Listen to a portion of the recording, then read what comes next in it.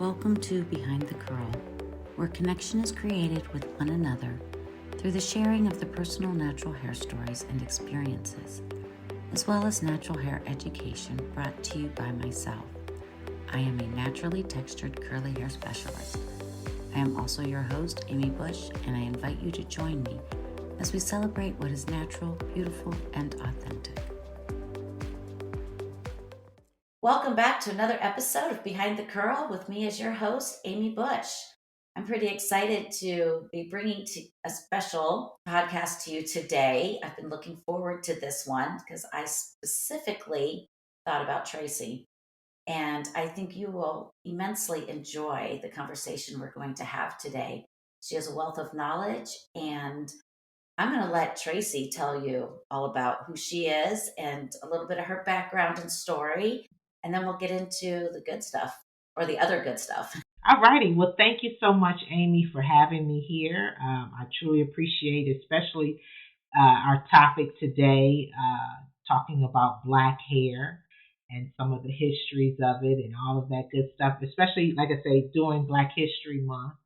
Although we know Black history is not just limited to 1 month, but since it's here, I think that's very credible of you to do a show like this, to talk to, and hopefully it lands in the hands of people that need to hear it, and young women and things of that sort, to understand their hair, specifically young Black Mhm. women, to understand their hair and be proud of their crown. So, thank you so much for having me here today. Oh, well, thank you for joining me. I always enjoy our conversations. I always learn something new from you. And I agree that this is some information that needs to be shared, like you said, particularly with Black women, but also everybody.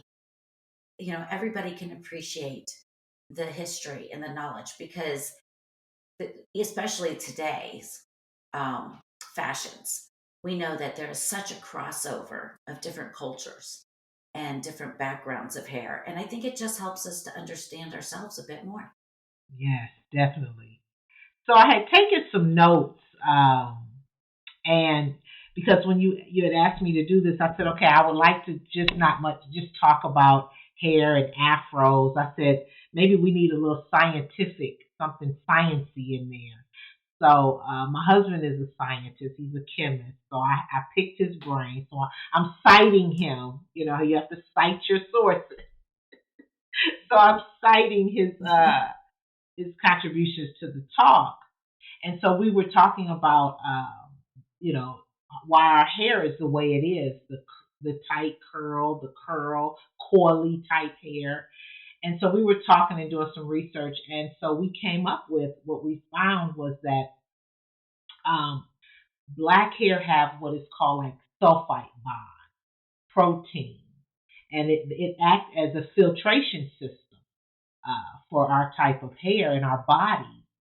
And oftentimes, Black hair in ancient times, ancient Africa, and even now, the reason why for its coily, curly type hair is also was to keep us cool in the hot temperatures over in ancient Africa and Africa today.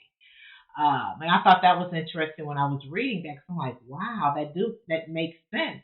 Because I know when I was in college and I did a study abroad program over in Senegal, West Africa, um, I noticed that my hair, I wasn't as hot as I thought I was going to be. I just assumed it was going to be, just terribly hot, but it wasn't. It was very cool. And so I found myself like, wow, okay, wow, this is something. My afro is really working. And I didn't even think about it because at that time, natural hair was not popular. So that's many moons ago. But I remember thinking that. So when I was reading that about another reason why how nature does things, and how it does with our bodies and environmental, and I said, wow, that's very creative. So we wouldn't, to keep us cool. So a form of air conditioner, air condition, and Yeah. form of filtration systems to relieving toxins, things in that sort. So. that was interesting. I wanted to share that. Well, no, it is fascinating that when we look at nature, right, and we are a part of nature, okay, we're mammals, that depending upon where the origination is of an animal, okay, even still, if you look at dogs, for example, right, our environment shapes the way that our bodies, our DNA gets developed for that area so that you can better survive and thrive within that area. And I'm going to just pause here for a moment. Tracy has access to lots of reading.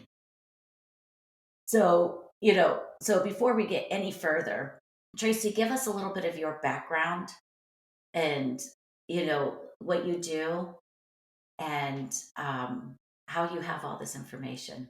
Well, my career was I started off as a public librarian. I was a youth librarian, and then throughout there, and of course, librarianship is not just reading books, but we do have access to a lot of information.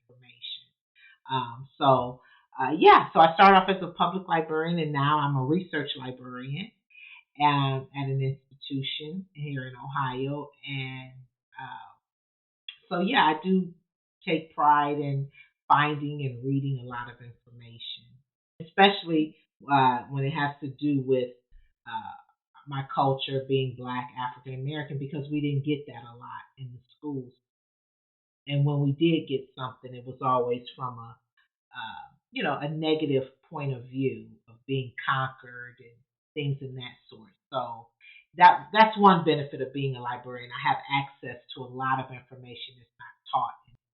And you also are involved in a lot of other projects that can make, either have made, or even have the potential of making a big impact on others' lives. And you had talked about doing an event up in Cleveland, Ohio on natural hair. And then you've also got some other accomplishments.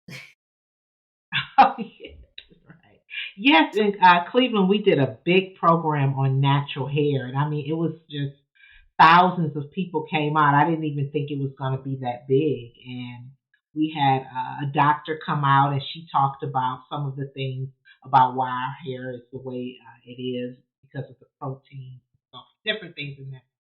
And that was very interesting for her to come out and share that. And just talking about black hair and some of the historical background that black hair has meant in tradition. Like one thing is back at the early 15th century, it was a hierarchy type socially for different areas in ancient Africa. So certain types of, like I say, hierarchy of people wore elaborate hairstyles with certain symbols and beads and things in that sort, coins, things in that sort into their hair. I've learned that through, of course, doing the program and also just reading up on hair, black hair, and also at certain times in rites of passages, black hair symbolized fertility. That especially like if it was growing really thick and long and neat and things in that sort, that's sent messages to other young men that the status of where you were in life as a woman. So it had a lot of different meanings back in the day, the way different tribe and women wore their hair. I think that you and I had started talking too about some of the care and, you know, taking, like, cleansing the hair and different ingredients that were used, or different, things that they pulled from the earth, and how they protected the hair. What were some of those things that you had learned? Yeah, so I've learned a lot with me being natural is a lot of it has to do with your diet. And I see that with your diet, it does come out through your hair and how internally you are with eating proper foods, hydration. I think that has a lot to do with just like a plant. that grows when you feed it and put it in a nice environment. So I think diet and also washing it as much natural products as I can find. I like using things like castor oil, jojoba oil, different types of oils I use on my hair.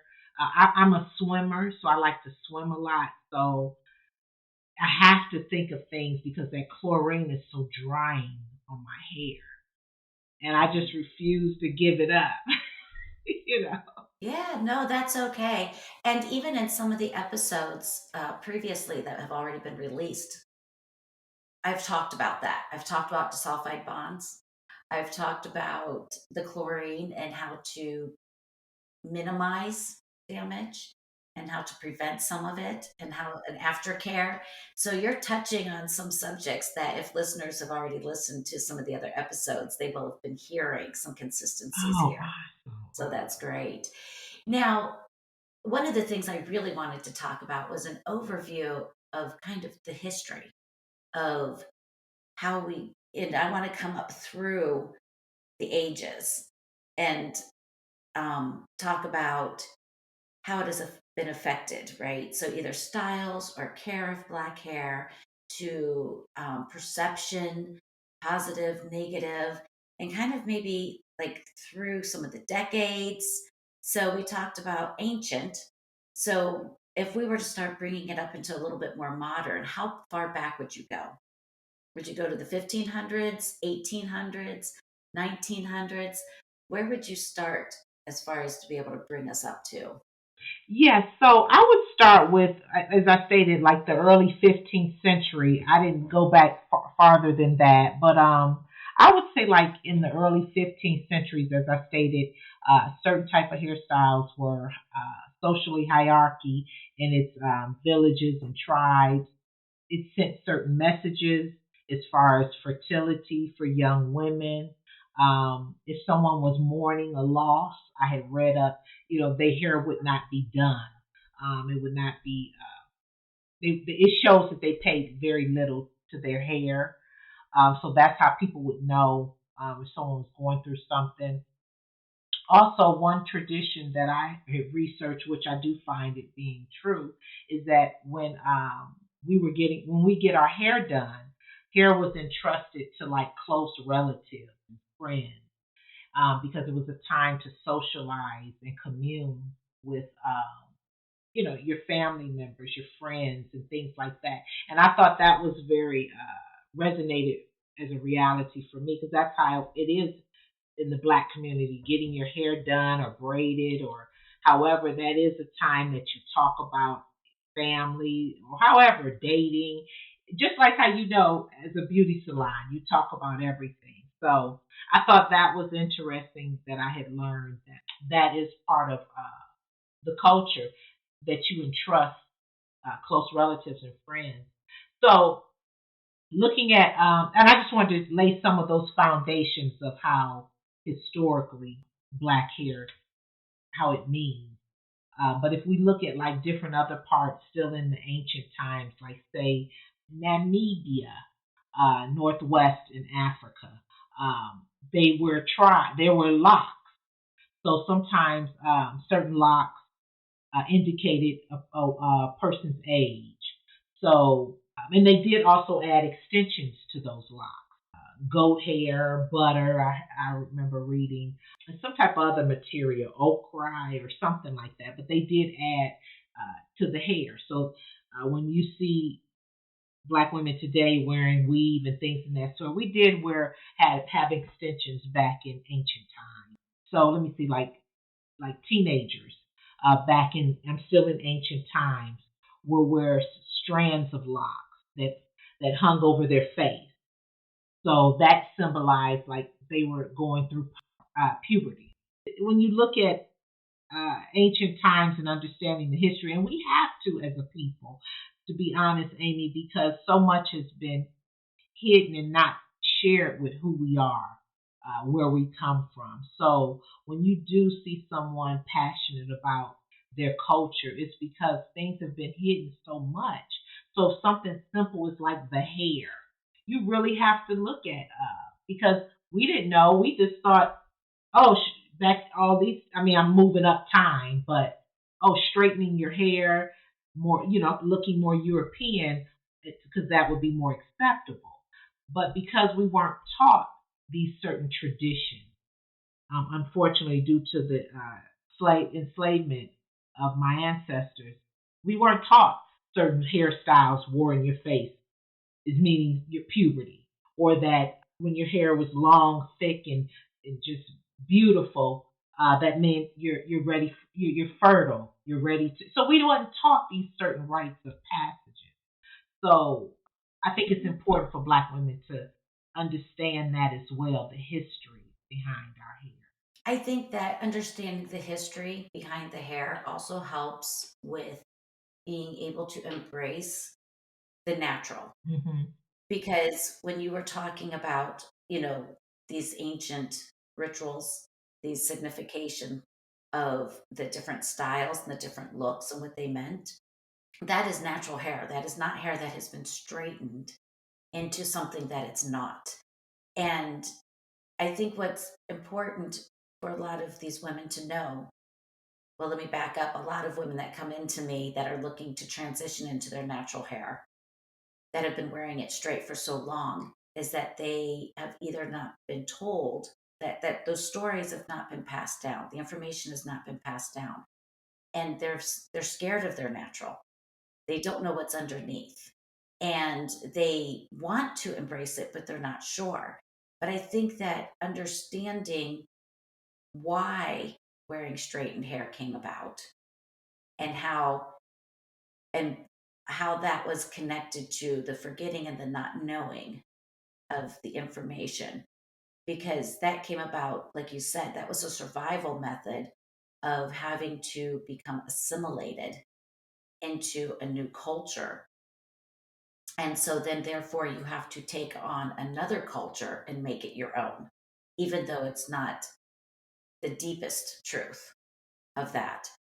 And not that I am against straightening. Somebody can straighten their hair. Somebody can do, I mean, I'm not going to tell somebody that they can't if they want to choose it as a form of fashion, or maybe it's easier for them to handle their hair. That's not what I'm saying, but I'm just saying that to do it just because that's all you know is different than choosing it because it's something you want to do. And I think that a lot of people, just in general, don't understand where that got started and how that got started, and how having to take on styles in society wasn't just a fashion trend. Right. And Yeah. so when I think of it, like, I'll go back to a time that people are probably a little bit more familiar with, Madam C.J. Walker, mid 1800s, like, I don't know, it might have been and towards the end.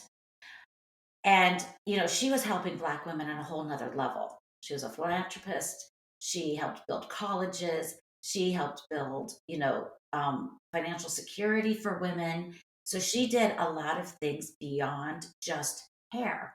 But a lot of it started because of the lack of knowledge of taking care of hair and having issues of the scalp and issues of the hair because of the way that people were trying to take care of it. Products today are very different than products were back then. Products back then were very harsh. They were using lye, and lye is very strong. So if you've never had a relaxer and you don't know what lye is, then you don't understand the amount of damage that can be done to the scalp and the hair, because it's literally burning it. It is chemically changing those strands of hair so that they stay permanently straight. And so, if we kind of look at what she did then, because of the way that women were wearing their hair, not as much natural still, they were still trying to even straighten it with hot combs. There was a lot of that. So then, and then we look at, and now things that also affect what happens in fashion in general across the board is the economy, the, the demographics of where you live, if there was a war, if there wasn't a war, We know that it also can be affected by hemlines. Hemlines of the dresses went up, and guess what? So did the hair. Hair got cut shorter and had more Yeah. bobs. So, when we look at some of those time factors and we look at black hair in particular in those times and how it was trying to fit in with all of that, you know, getting the smooth, straight curls, getting the smoothness, and the perception of natural hair being dirty, or some people using the word nappy, or, derogatory type Yes. terms Mhm. that went into that, and go through. And then eventually there was a shift in time. That probably would have been around, like, let's see. Well, it was about reclaiming history, reclaiming power. And that would have been in the 60s? The civil rights movement. So, yeah, so go ahead and take it from there, Tracy. The civil rights movement. Yeah, the 60s. Yes. Oh, yes, yes, definitely. Well, back then, you're right that oftentimes uh, we were starting to Malcolm X, Martin Luther King, them sharing about the different discrepancies that we were going through. So therefore, you saw things loosening up a little bit. They're hiring blacks in industrial areas. So therefore, they're making a little more money or so. And so therefore, that comes into play. You wanted them wanting to look more European. You did have that. Um, so therefore, and then Madam C.J. Walker, exactly. We love and appreciate, but sometimes that did help towards us wanting to look European with some of her products because they weren't promoting the natural curl pattern. Although we respect our ancestors, her creativity during that time. I'm sure that had to be hard and difficult. A black entrepreneur coming up doing those things. I'm sure she would have some stories to tell. But yes, I think during that era we did have a lot of misconceptions of and not proud of ourselves. So the 60s changed things. You had people were wearing more of their afro. You saw more of the I'm black and I'm proud. I think James Brown came out with that then. And then you saw just a lot of the famous poets, Angela Davis, a lot of them, showcasing their afros and things in that sort. So yes, we started, black women, men started being proud of their natural hair. So that was during a very encouraging, empowering time. And then you saw later, fast forward, uh, the Eurocentric look started becoming more popular now. The perm. We wanted the perms. We wanted the bob. Even, and I know this may be controversy, and I'm open to challenge for the debate or whatever, but we wanted to start bleaching our hair to wear the blonde. Now, through historically, there are ancient African tribes where they do have blonde hair and curly hair. I have seen that. So that kind of throws that out. So if someone says, we had blonde hair too, that's right. But I don't think they knew that coming into the 70s and 80s. So I remember that also, some of the conditioning, the brainwashing that we had, and not accepting who we are, how we look natural.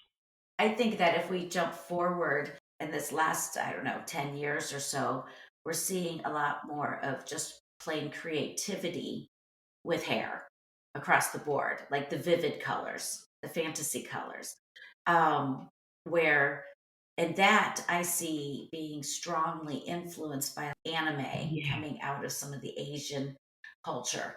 So I see some of these other cultures from on the other side of the world coming in and influencing, and I'm seeing a blend in this younger, newer generation, a blending of that. Um, so when they are coloring their hair blonde, these teenagers, I think it speaks of something different than it does with in the past, where it was more about assimilation, then breaking free, reclaiming the power, the reclaiming the autonomy. And then have seen that shift now to where it's a little bit more global influence. Would you agree with that? Yes, yes, yes, definitely. Yes, definitely. I agree with you with that because I see at my son's high school, I see even black teens with green hair and yellow on the other Mhm. side and things in that sort. And I know anime is real big. My son's into anime and things like that. So they love the stories, and I see them. I'm like, wow. When I go, when he plays band. So when I go, and I'm like, I'm just looking at the young people like, wow, everyone. It's just a whole different culture now. And I don't even know if it speaks to black culture. It's just this is it's just different now with this generation. So I really can't speak on that, but I do see a difference, like you say. It's moved away from uh, reclaiming the power to now back to the it went to the Eurocentric era, looking that way. Now we're moving more into the, like you say, the this anime. I don't even know what to call it, but it's different. So Yeah, and I personally find the history of hair and how closely it's tied into the world and what's going on around us. It's just fascinating to me. Like even going through like the 80s, what the 80s, signified versus the 70s. So like we talked about the 60s and what that was about. And then that natural hair, because I remember my dad had very curly hair. He was typical Caucasian, but European background, but very tight curls. And I remember him having a little fro and letting his sideburns come down. And I mean, having that longer hair. And I remember being enthralled with Suzanne Summers and her hair. And then in the 80s, loving Tina Turner, and her craziness with her hair was all kinds of things. And, just to name some, of those coming through. And then in the 90s, I saw a lot of changes, because when you think about it, early 90s, we then had another war, and that influenced a lot of dress, a lot of music. We had a lot more non-gender specific type roles coming out. And, women were wearing crew cuts, flat tops. I was doing a lot of those, and some of these women looked amazing, pulled it off beautifully. And then that's where I started seeing a lot more women also being brave enough to like take it all the way down or to wear it bald and being able to say, do you know what? I am not my hair now. And that was it, because we went from hair being so significant and having it to now women, and like I said, those yes, early yes, 90s it going, did. I'm going to remove this whole aspect Yes, from it, but it still makes a statement. The lack of hair still makes a statement of having control over themselves and definitely. what they're presenting to the world. Yes, Um, so yeah. definitely. Yeah, I'm glad you remember that time. And I think was that I think it was it Grace Jones Oh yeah. out there, and then we saw her box cut, and so we started. Yeah, we did getting the tapers, and Mhm. it was nice. I think I had one. I think I might have been in junior high, but I think I did try that one time with mine, and then I liked how it was growing out to the curliness and things in that sort. But I think I tried the Grace Jones look too. But Oh. yeah, that was really that technotronic Mhm. music back then.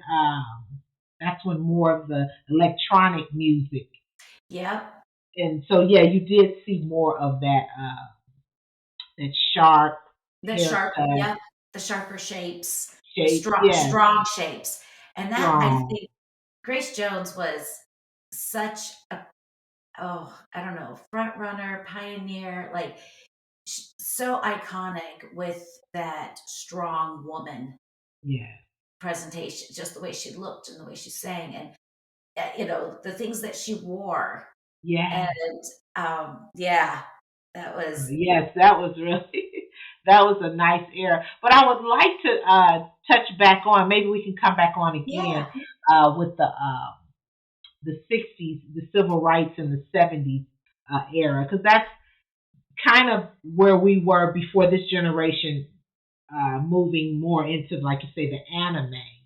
yeah, Not too long ago, we were coming back around. I'm saying when you go back, not this current, but when you go back, we were coming back to that where people where young black women were like, I'm not getting the perms, the lie no more put in my hair because I did it. I had the lie and it was flowing when I was in college and I'm turning my head.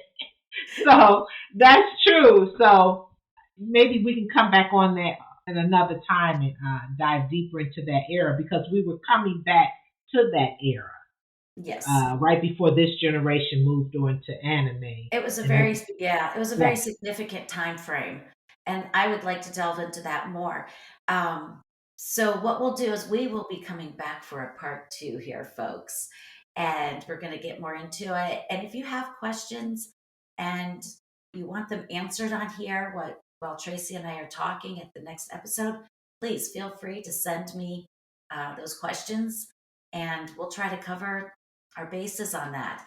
And right before we get off here, Tracy, I would like you to share a little bit about the title and the book that you have. Oh, sure. Oh my goodness, I didn't even bring it up, but it's disenfranchisement. Um, the study exploring the study of Black and African American students and their relationship with the library. So we dive into that in the books, me and my co-author, Dr. Amanda Folks. So we go into that and we talk about how libraries affect uh, students of color, blacks and African Americans, with graduation rates. We talk about all of their information literacy skills and things in that. So maybe next time we come back, we can share some of the data. Yeah. We interviewed students on the campus, the university, and we interviewed them to find out their relationship.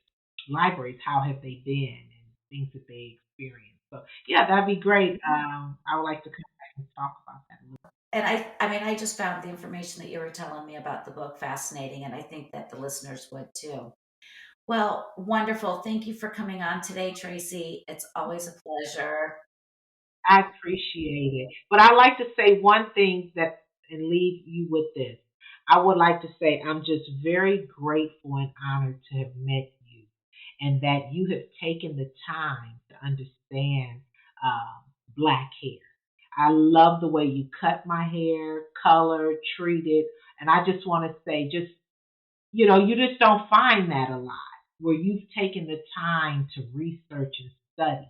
And you didn't have to do that because you could have just stuck with other races and got paid off of that. But you took time and tapped into a market that I don't even that much see.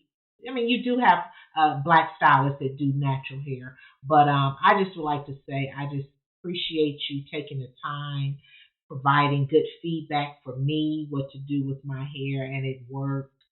So your shop is just more than just a place to come get your hair done. It's really been just a really treat to, and to meet you and for you to taking time to study and this type of hair. You don't have this type of hair, but you took time out, and that's just kudos to you, big time. Thank you. Thank you, Tracy. You know, for me, it's all about the richness. And I just don't feel that I can have one side of the coin without the other side of the coin. And for me, my life is way richer by being able to include everyone. And I guess that ends up being the true term of Yes, right. inclusivity, right? Being able to Yes, include right. that in. And so my life is better for meeting everyone else and being able to have the honor of working on everyone's hair. And so I feel just as blessed. Well, you're awesome with it because I love the way you cut my hair. My husband, my mom, they're like, "Oh yeah, she know what she doing." Oh yeah. So I just wanted to say, just I love your hand. Thank you for that. Thank you. I appreciate you. Wonderful. All right. Well, you will be getting a part two because Tracy and I are not done. We're going to, All so righty, thank yes. you. Thank If you have really enjoyed listening today and would like to have me address any questions you may have, or if you are inspired to be interviewed on this podcast with your story, with either your success journey or you would even appreciate extra help with your curls, send all correspondence to me at ambushedcurlacademy@gmail.com. I would love to add your voice and inspire other listeners. Thank you for joining me today. It has been a pleasure to have this opportunity to celebrate natural curls with you. And until we meet again, love your curls and embrace the natural beauty that is uniquely you.